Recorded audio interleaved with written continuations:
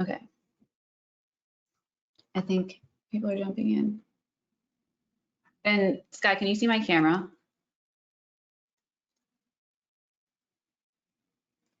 Sorry, what'd you say, Nicole? Can you see my camera as well? Yeah, everything's working. You're good. Okay. Okay, cool. Obviously, it looks different from my end, so just checking. All right.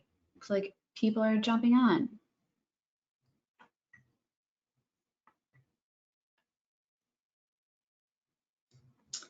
Okay.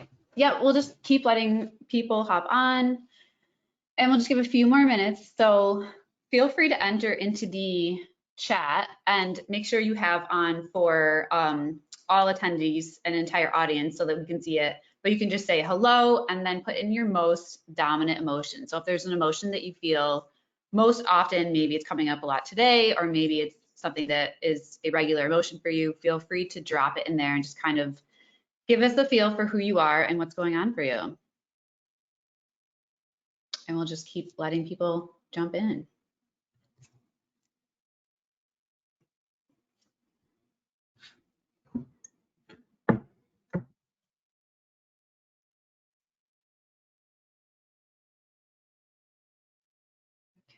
Let's see, any questions? Okay.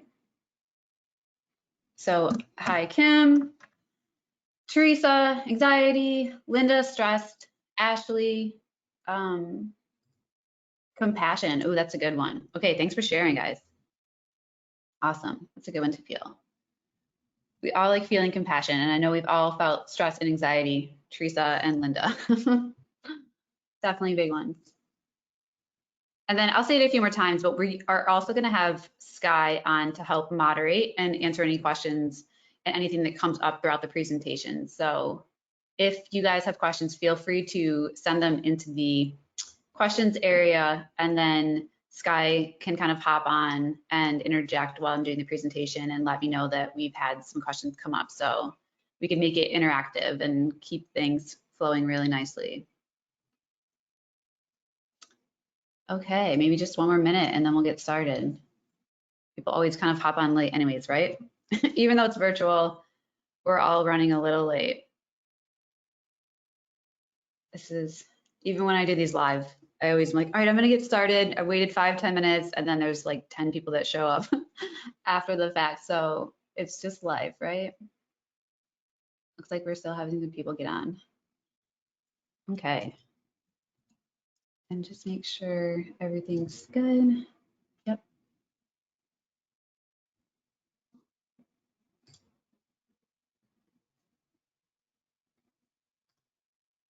Any more? Okay, Karen, overwhelmed. Welcome, Karen. Melanie. Oh, where's the chat? So the chat, I'm not sure what it looks like from your end. It should be on the right-hand panel. If not, I think you can put it in the questions area. So there's two different areas in GoToWebinar, which is definitely confusing for me as well as for you. So feel free to pop them in the questions area. Okay, let me know if you found it, Mel. Helpless, yeah, that's definitely a common one as well. Okay. Let's get started. And I'm going to say it one more time because it looks like we've had a few people jump on since. But I have Sky here helping me today, and she is going to be able to kind of moderate, and she's going to be keeping an eye on the questions panel so that you guys can interject with any questions or anything that comes up for you, and she will let me know while I'm, running through the presentation, and we can answer any of those questions and kind of make this a little more engaging and interactive, because I always hate feeling like I'm sitting in a room, right, by myself, this virtual stuff, and kind of like running through the presentation and the exercises and not being able to see your guys' questions and your feedback. So feel free to keep this interactive and send your good questions. Oh, we have lots more. Okay, yep, and thank you for sending your emotions. I hope you all can see those. Obviously, there's a lot of common ones, and people just showing up today to kind of move through that. And let's see, Mary says juggle everything. Katie, welcome. Awesome. Okay. All right, so this is part of a mindfulness training series that I run in partnership with NextGen EAP, which is a holistic EAP provider. They offer everything from counseling to mindfulness training to health advocacy and just the full spectrum of these services to support your total well-being. And so I'm really happy to be co-hosting with them.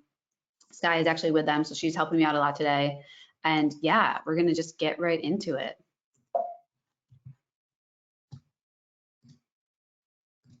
Okay. So today we're talking about how to master your emotional state. As you know, I'm sure you guys got lots of emails. We were really working hard to get this one out there because there's a lot of great content.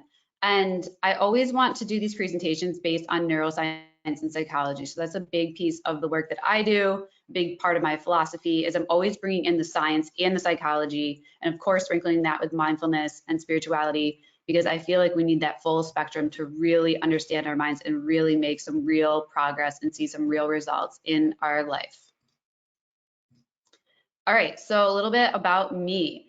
I am a mindset coach. I'm an NLP practitioner. Now I'm a mindfulness trainer for corporations, and I'm the founder of Self by Design. So I work with executives, managers, entrepreneurs to really help them master their minds. And my difference is I have a heavy focus on the subconscious mind. So we've been hearing so much about mindfulness lately, especially if you're here from a corporation. That's a really big hot topic and definitely something that's needed. But I think we're missing a lot of the equation if we're not talking about the subconscious mind.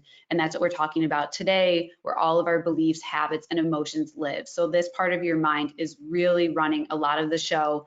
Up to 95% I've learned in my studies and even just working with clients and you know, with myself, that this part of the mind is really, really important and something that we're kind of not addressing.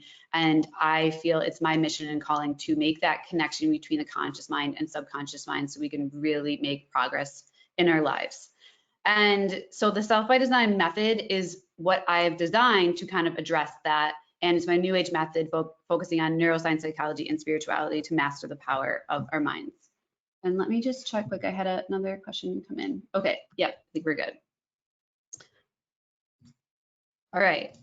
And just a little bit more about, you know, what we're going to talk about today, about me and how I got into this. So I really feel it's my mission to communicate this because we all have a mind, right? But most of us have really never taken the time or even had the opportunity to understand our mind and then learn how to use it. And this is something that sometimes I'm just a little bit like, you know, kind of frustrated, like, why are we not teaching this in elementary school or even in high school about the mind? I know there's a little bit of psychology in there, but really that's it. We don't really learn about the brain and neuroscience and managing our emotions. And we don't learn about these different areas of personal growth that are so important, especially today. And so I really have made it my mission and message to deliver that, because going back to kind of a personal story of mine, I spent a lot of my life in this area of not really understanding it.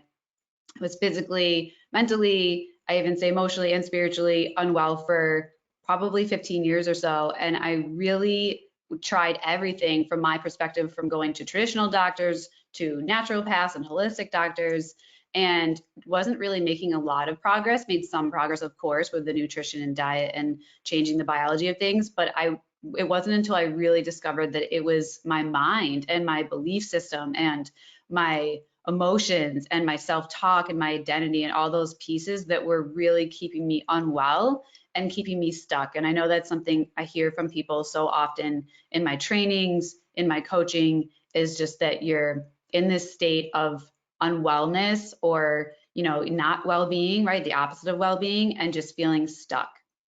And so I dedicated myself to this mission and went back to Stanford and studied neuroscience, learned about the brain and the hardware that we're using, you know, took cognitive science, did my neurolinguistic programming training, learned about neuroplasticity and how the brain changes itself and how we rewire itself literally from a, you know, neurobiological level.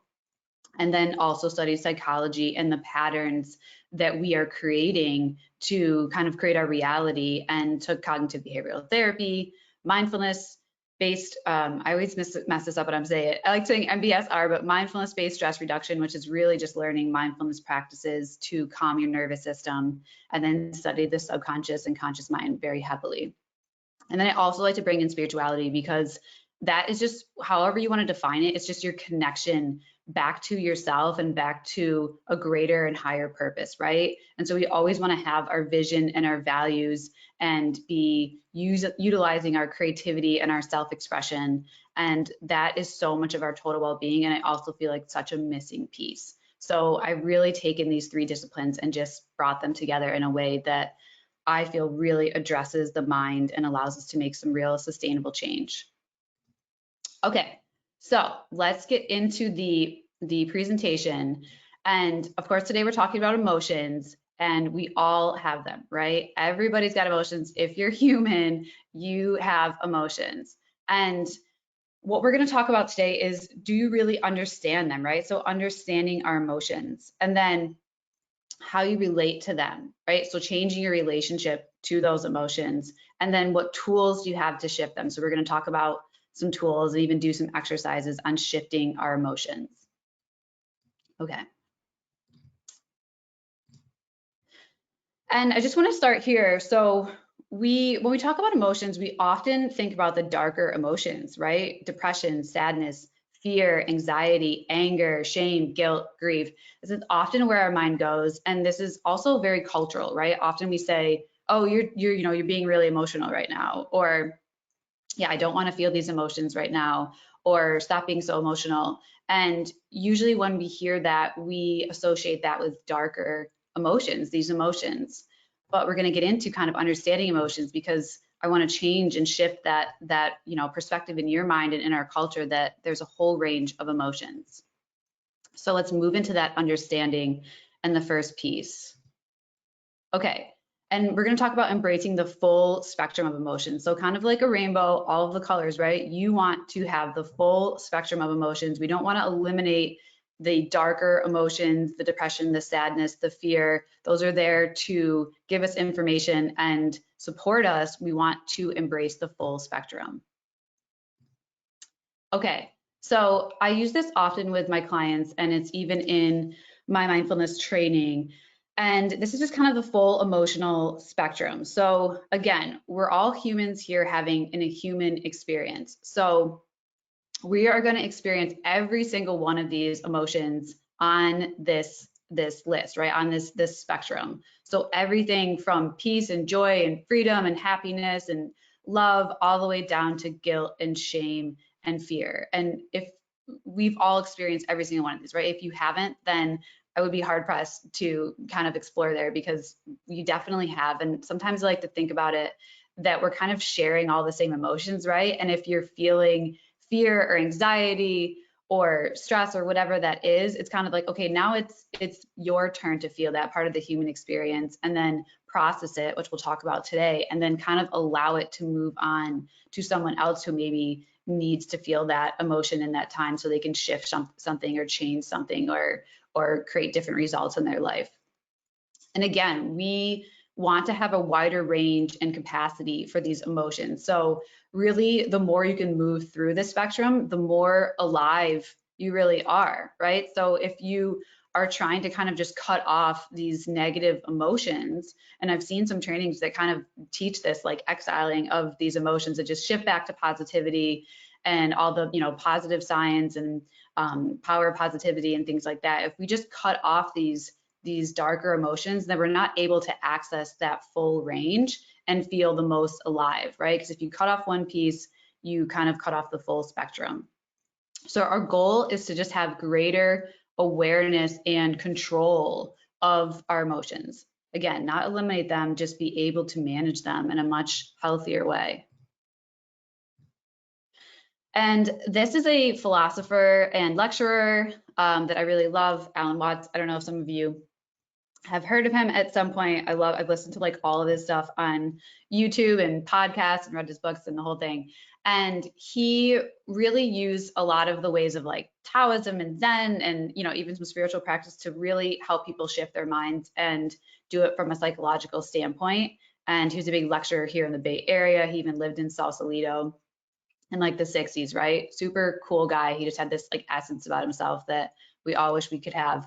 But he says that we cannot be more sensitive to pleasure without being more sensitive to pain. And I feel like that's so true, because the more that you dial up those sensors and your intuition and just your ability to feel. Those are the same receptors that experience pleasure and pain, right? So we want to remember that as we're moving towards this state of feeling more pleasure, that it's the full spectrum. Okay.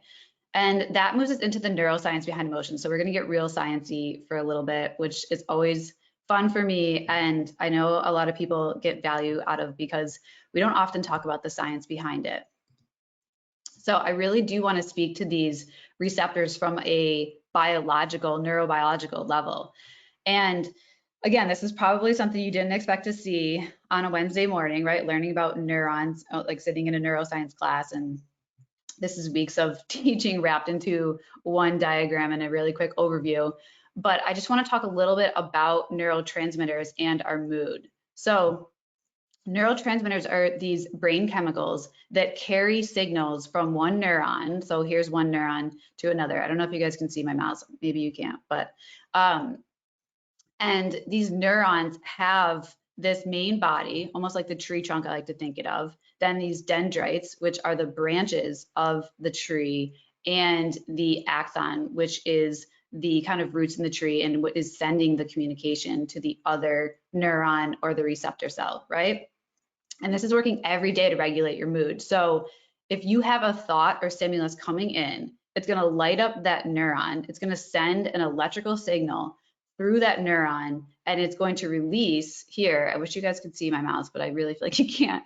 It's going to send a release here to the other neuron through the synapse, right? And it's this little space that's between those two receptors. They don't touch each other. They just use these chemical messengers to send. And so obviously, based on the thought or stimulus that you're getting, they will decide which neurotransmitter, which chemical to send. And we'll talk about that in a second.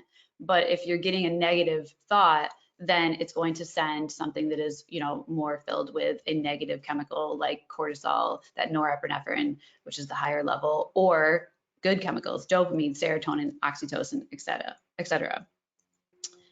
Do we have a question coming in? I thought I heard the mic come on. Okay. Let me know if any questions come in, or if I'm moving too quickly and you guys want me to slow down and answer anything. All right. So from a neurobiological level and the brain, we are wired for survival. So your brain was designed to survive, right? Not make you happy. And this honestly helps me and clients a lot, because some people beat ourselves up, and there is so much pressure today to like be happy and live your fullest life and your best self and all the things, right? But we're actually not designed from a biological standpoint to live that way.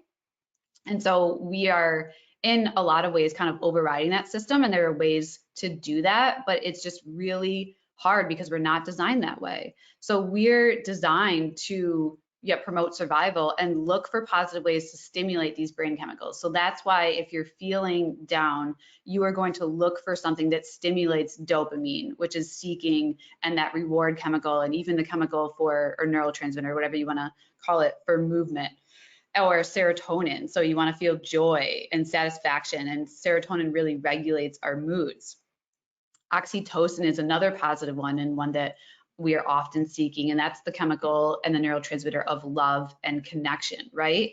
Or endorphins, where you're going on that run or doing that good workout or doing something that your body secretes the neurotransmitter of endorphin, which creates pain relief and that state of euphoria, just feeling really good, really relaxed, really kind of blissed out and in your element. And so we just want to know that these neurotransmitters, think about it, they can't be on all the time. It's like those neurons that we just looked at, they can't be firing and sending these chemicals all the time.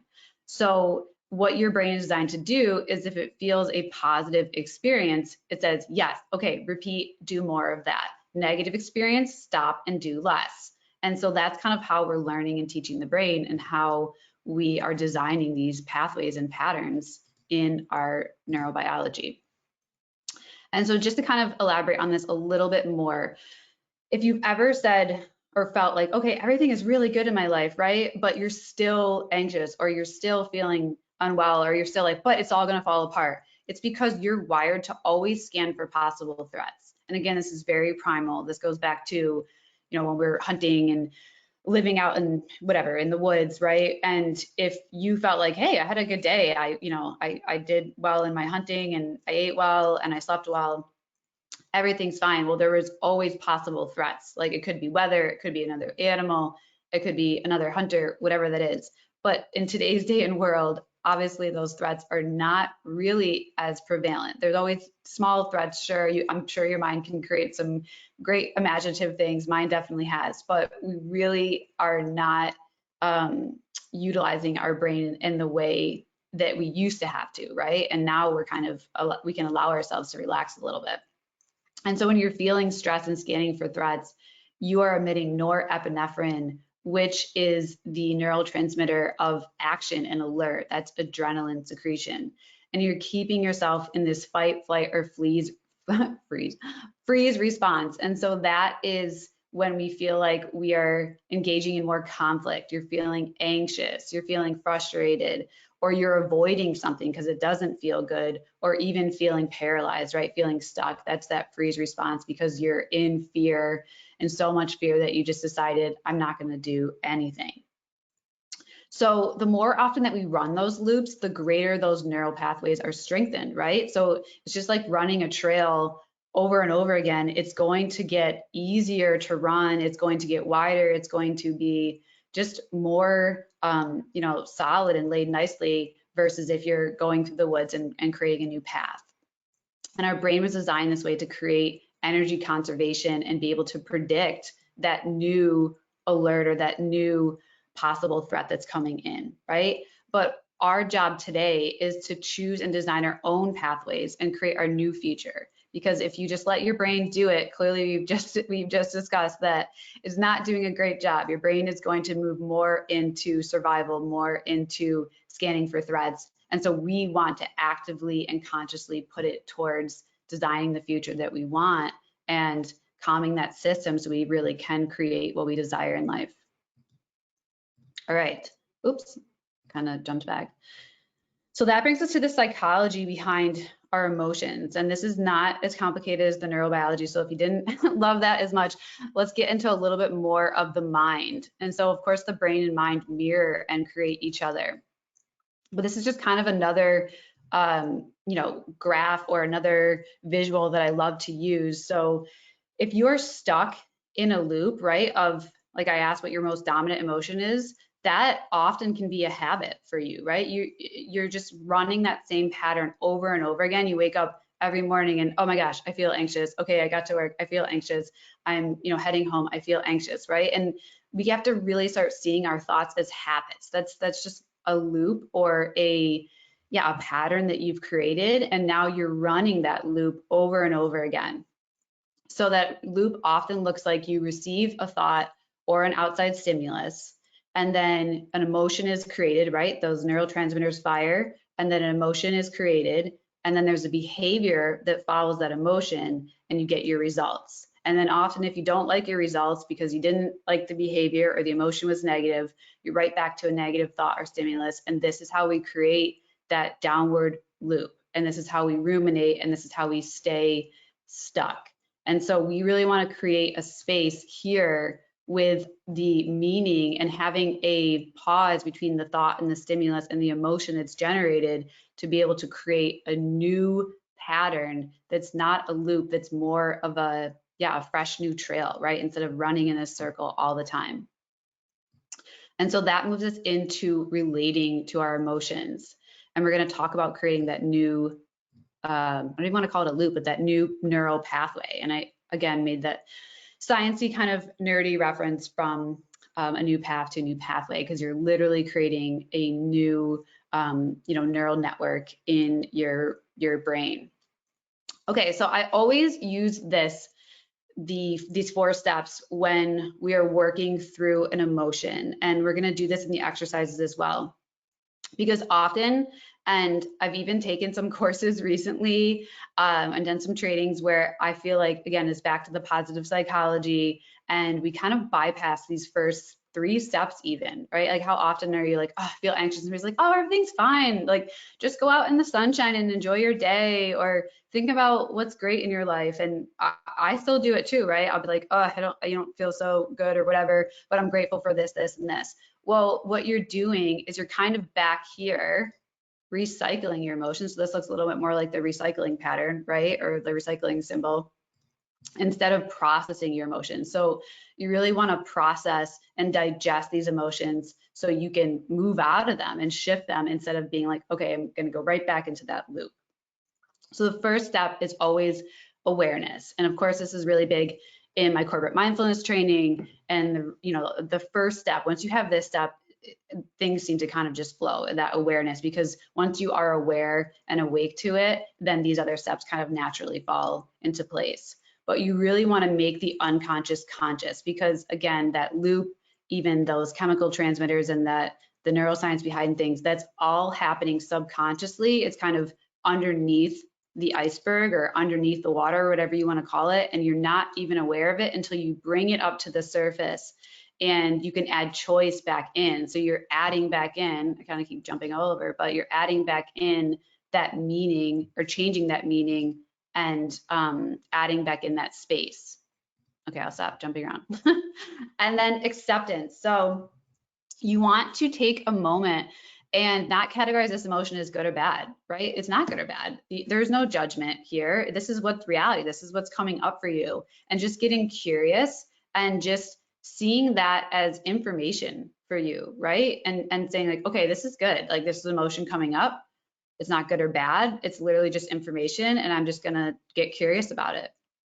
Then we want to feel it. And this is super important. Everybody loves to bypass the step. I've even been in sessions with somebody, right? And I'm going through this kind of subconsciously for me, and they're not aware we're moving through these steps, and they just want to go right through the feeling it step. But you want to be with it fully and express it, because an emotion, and I loved learning this in a training years ago, really means to move out. It's from the Latin word emovere, and that means to move out. So that emotion wants to move. It doesn't want to stay stuck or suppressed in your body. I always say express, don't suppress. And so often that can look like crying, dancing, which I love to do, screaming. I would suggest you get a pillow to scream into or something. Don't just like yell out, or write and destroy. This is something that I often use, right? Where you just get it all out on paper and then just rip it up and throw it away, or even burn it or something, but obviously be safe about that as well. But you really just want to feel it and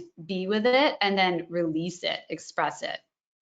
Then you can shift it, okay? We don't want to, again, go to that step in the beginning.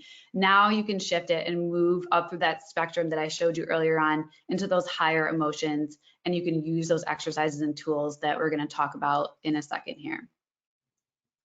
Any questions or anything? Let me just check the chat and make sure. Okay.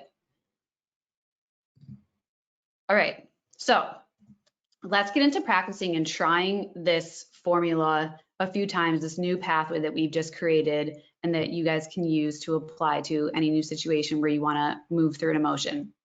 And I'm going to run through a few exercises, because I always find that different exercises resonate with different people. And so I've included 3 here, and we can go through each of them. All right. So if you've ever done this is jumping everywhere. An emotional training or emotional intelligence training at work or whatever that is, you might have seen this. Ooh, it can't, let's see if I can get it to stick here. Okay.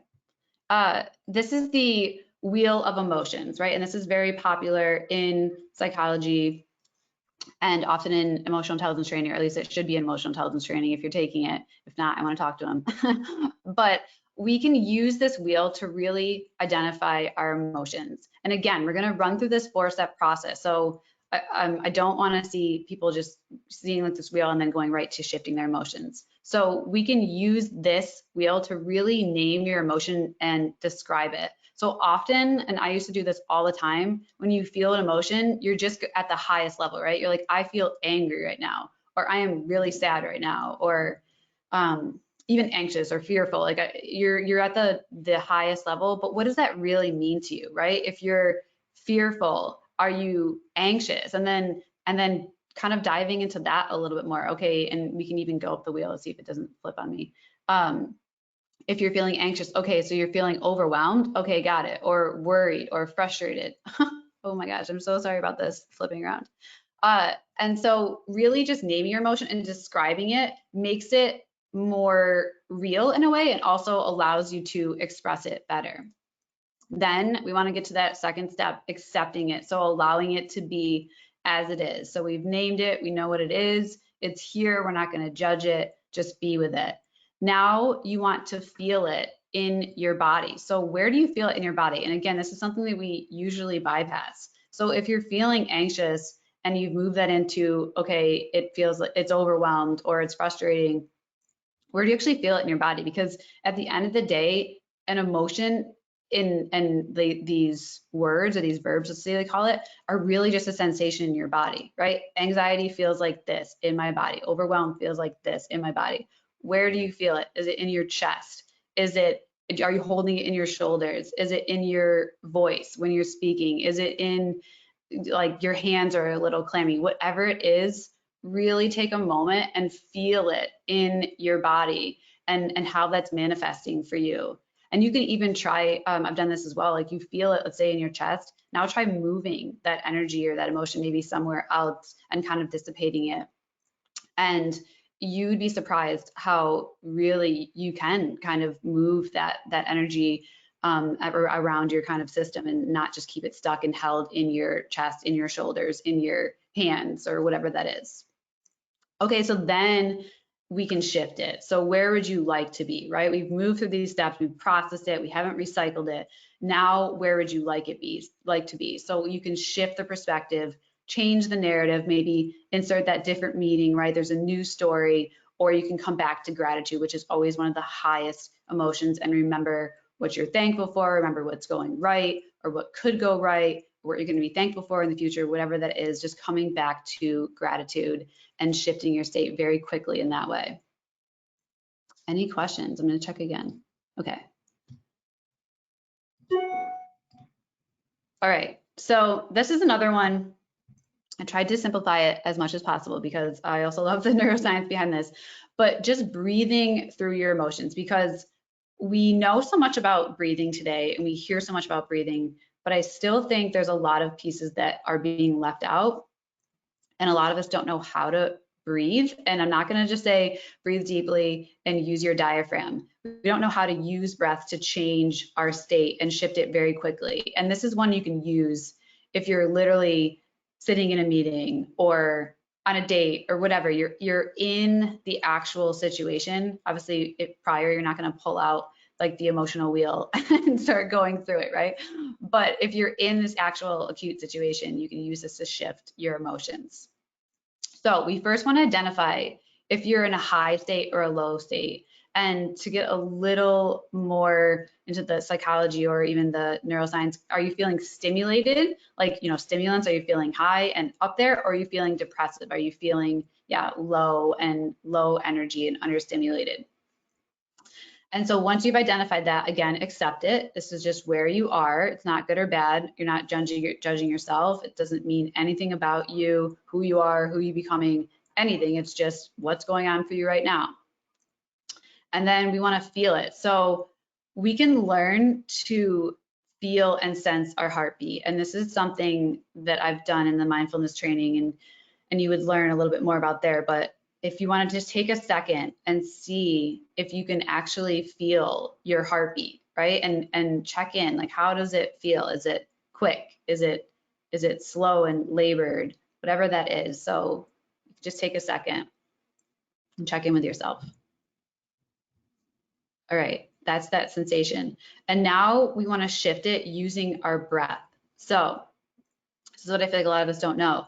So longer inhales increase your heart rate, right? So if you inhale, your diaphragm relaxes, everything expands, your heart literally has more space. And so the heart rate increases. It sends these, okay, now I'm getting into the neuroscience, but it like sends these messages up to the brain, and it increases your heart rate, increases your pulse. And so that's why sometimes if you're in a session or whatever, or people are like, just take 3 deep breaths. Well, it matters on how you're taking those deep breaths, because if you're taking them and really focusing on the inhale and having a short exhale, you're increasing your heart rate. So you're going the other way if you're really feeling anxious and you're really feeling just overstimulated.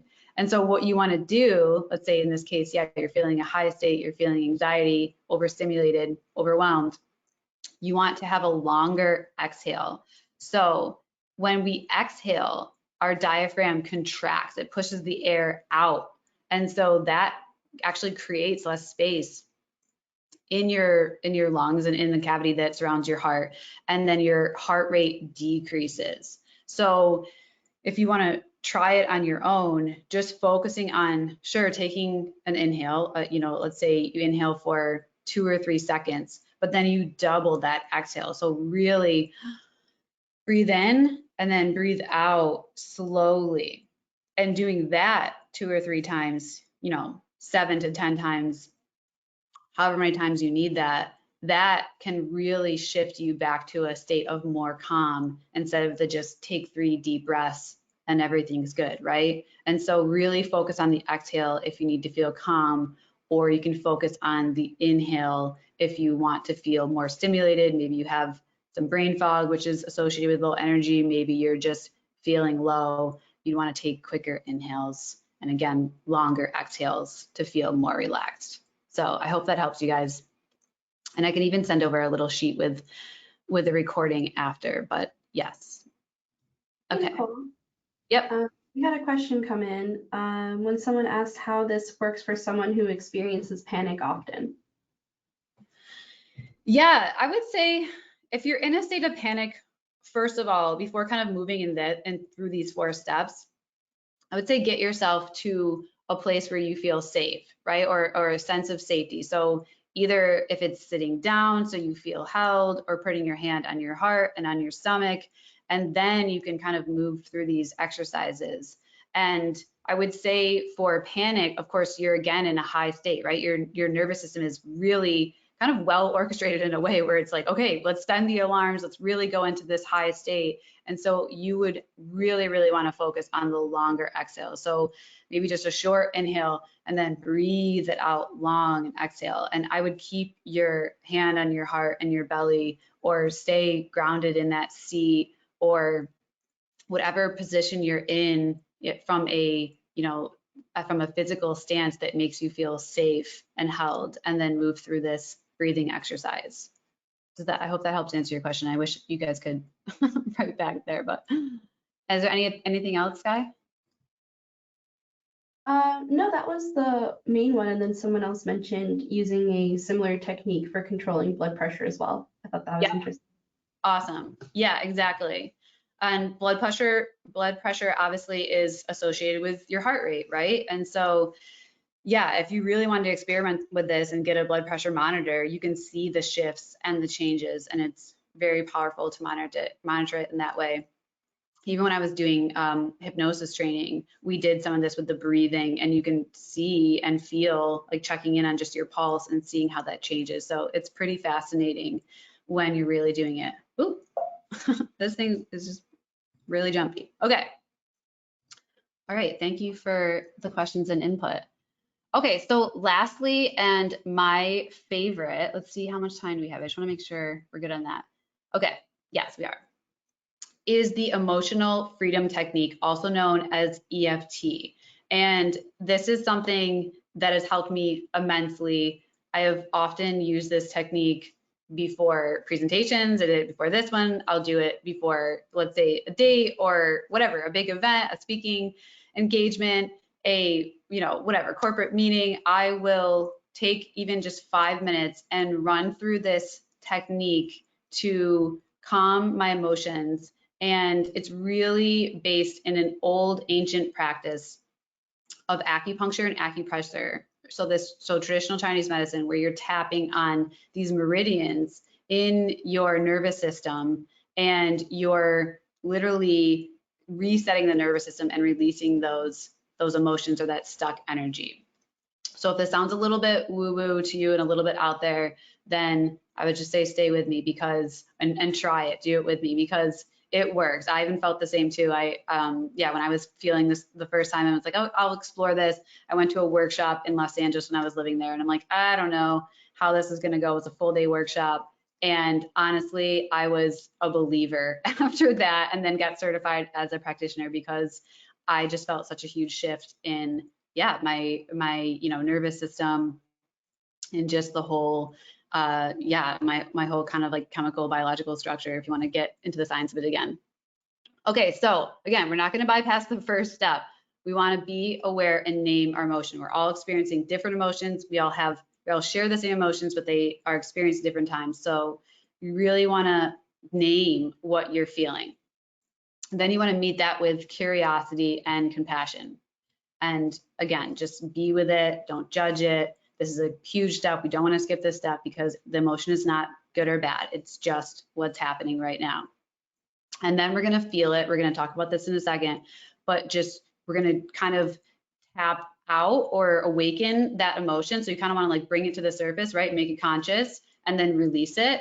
And then we're going to tap in or wire in that new emotion. And so I put this little chart from the tapping solution, which is also another great app if you would like another resource, and just kind of shows you each of the tapping points. I have videos on this, so it's probably easier to do through video. In a workshop, especially virtual, it's always a little bit harder to teach. I would love to be standing in front of you and doing this live, right? But this is the best we can do right now. So put this little diagram in of moving through those different points. Okay. So we want to start with the setup. And what I want you to do is just identify the emotion that you want to release. So I know, again, going back to some of those emotions from the beginning, we had anxiety, we had stress. Let's see if there's any other ones that are coming up here.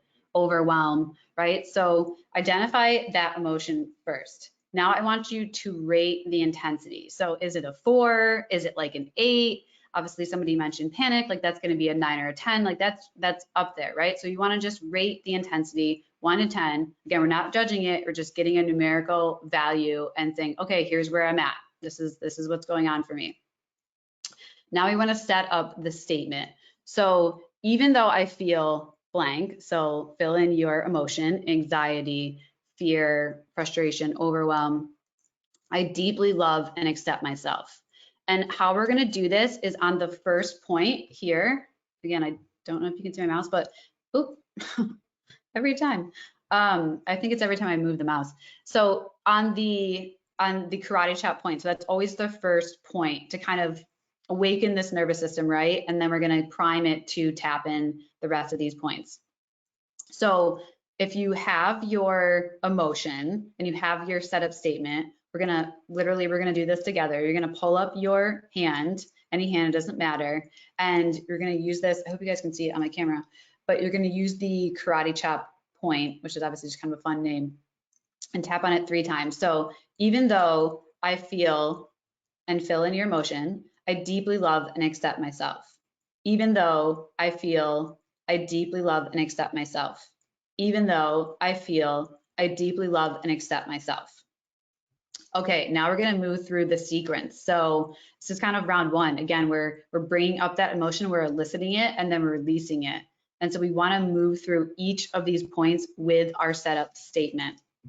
So the first point is on your eyebrow, and you can use 2 hands, 1 hand. I kind of interchange it based on just what feels good for me. But obviously when I'm doing this with clients, I notice people are doing whatever they want with 1 or 2 hands. But so let's start with the eyebrow, the first point.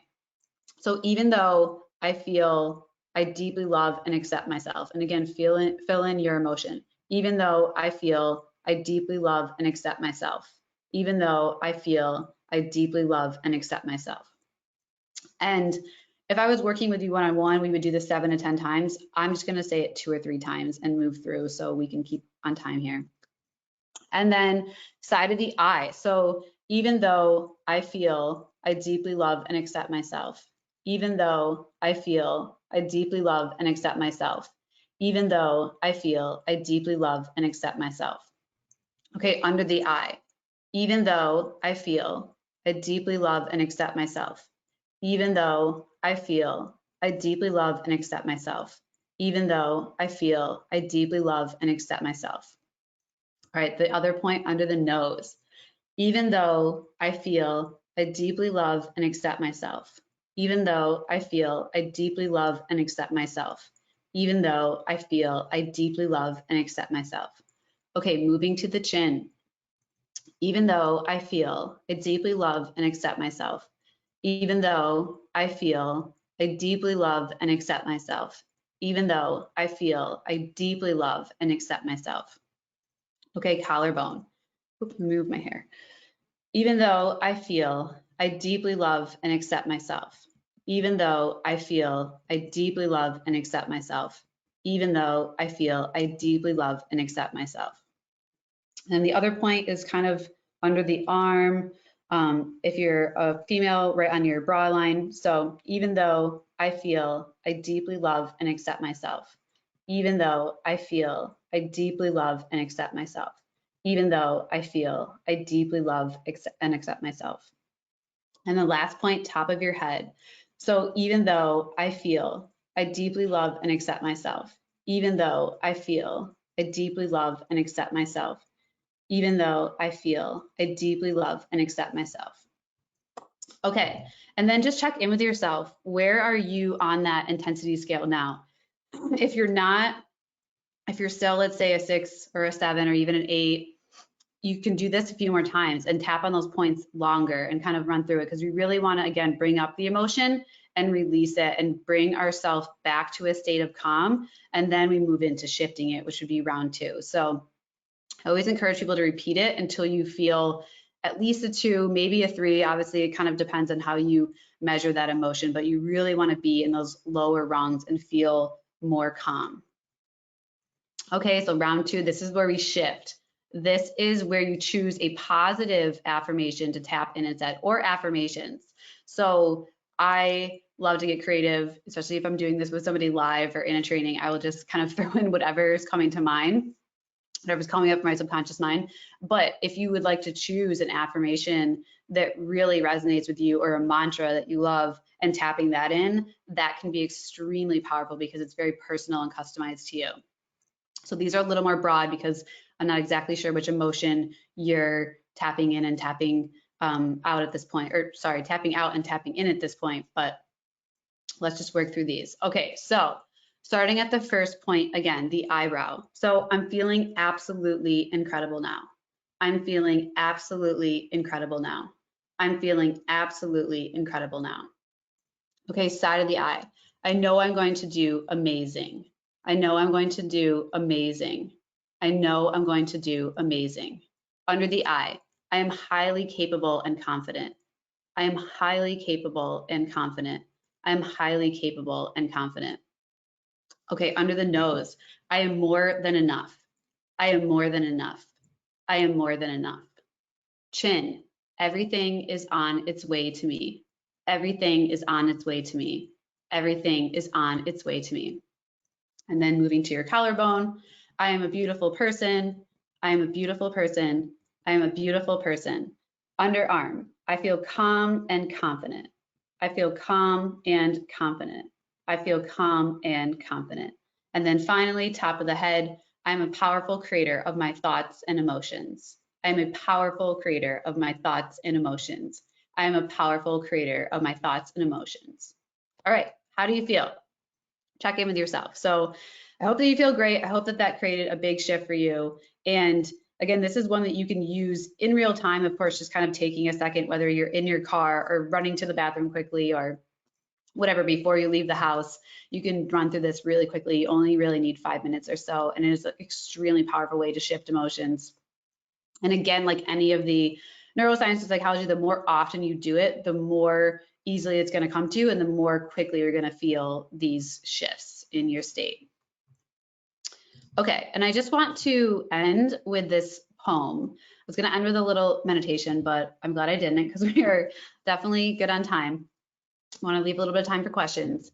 And I also want to say that I really feel like poetry in a lot of ways is meditation, right? It's just, it's abstract, it's accessing these deeper parts of you, and it does really calm the nervous system and the mind. So this is a poem by Rumi called The Guest House that I love, and it really speaks to our emotions. So this being human is a guest house. Every morning a new arrival, a joy, a depression, a meanness, some momentary awareness comes as an unexpected visitor.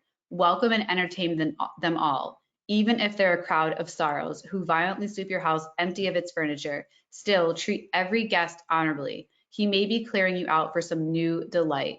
The dark thought, the shame, the malice, meet them at the door laughing and invite them in. Be grateful for whoever comes because each has been sent as a guide from beyond.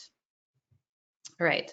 So I hope this training really supported you. And I just want to say thank you so much for showing up for yourself today and making this time to learn about your emotions and shift your emotions, because of course you're showing up for you, but you're also showing up for everybody in your life, from your friends, family, coworkers, everyone around you. So I really just want to commend you for that and just take a second to acknowledge that. And please take a second or several minutes to acknowledge yourself for showing up today and doing these exercises with me and learning about your emotions.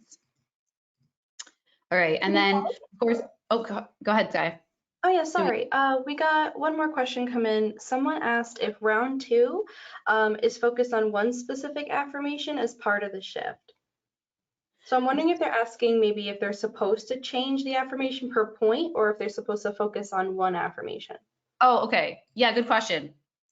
Yeah, so for round 2, we can even hop back there really quick. You can choose one affirmation, which people, sometimes do because that can be really powerful. The more you say it, right, the more it's kind of wire in, or you can choose different ones. And it just depends on who you are and how you kind of learn and like to wire in those new emotions. I will choose different ones because I'll just be running through it and just kind of talk to myself and say different things that make me feel good. Or if I'm working with a client, do the same for them. But you can choose one. And the reason I didn't choose one today is I wanted to keep it more general and broad. But if you have the time, of course, and you're prepared in that way, definitely choose one affirmation, and that can be a very powerful and positive shift for you, for sure. Oh, I see that question was for Ramon. Hi, Ramon. I know Ramon. Ramon has come to my live trainings. Okay. And so, yeah, this is, of course, just a glimpse into the Mindfulness Leadership Institute, which is the 6-week mindfulness training that I lead, of course, backed by neuroscience and psychology. So you get even more of the neuroscience and psychology behind things. And of course, we're going to do a lot more exercises and just get really involved. And I always say mindfulness is just the first step. It's just the tip of the iceberg, making things conscious. And it's really all of the fun and exercises and work that we're doing to create that sustainable behavior change beyond just staying mindful. And I just put a quick overview in here of what that program entails. So we start with that foundation of mindfulness, then we build those rituals and routines. So again, if you have a ritual and you have a routine and that space for yourself in the morning to do this work, it is unbelievable how much it shifts and changes your life. And I always do that super early with clients in every training that I do, with anybody that I work with and come across, because if you don't have a space in your life and a place to do this work, then obviously it's hard to show up and make the shifts. And then we work on your identity and beliefs, so that subconscious mind, emotional regulation, so even more on what we learned today, communication, or mindful communication, I call it, being able to effectively receive and transmit your message and information, and then that leadership and leading in your life, both personally and professionally. All right, and I just want to say again, thanks to NextGen EAP. This, I truly believe in their EAP program. So it is not just the normal traditional EAP prepaid counseling program. They have wellness coaching. They, of course, have mindfulness training. They have health advocacy, everything kind of wrapped into one EAP program to really support people from a holistic standpoint, both, again, professionally and personally, because we are not just in one environment or the other these days. It's very blended, and I really appreciate the work that they do. All right, and then I don't know if any other questions came in. Do we have any other questions, Sky, or anything? Yeah, the main one I keep seeing is people want to know what's the best way to get the slides from you afterwards, and if you're going to share the recording as well. Yeah, sure. I can send the slides, and I will also share the recording, and that will also be in the Self by Design portal too. You can go to mind.selfbydesign.com, and everything is in there. We'll be uploading other recordings from previous webinars too. Myself and the team are working to get that in there. So yes, you will have the recording, the slides, and I'll even send over a couple of worksheets for these exercises that I use with my clients. So you have all the things, and please practice this. I love that you want, the information to use for yourself moving forward, because it definitely makes a difference and really shifts your own life and the life of others. All right, anything else? Let's see what we have. Oh, we're a few minutes early. Okay. All right, thank you again for jumping on. Thank you, Sky, for moderating and presenting those questions. And yeah, just give yourself a moment of gratitude. And I really appreciate all of you and looking forward to the next training together. All right, have a good day, everybody.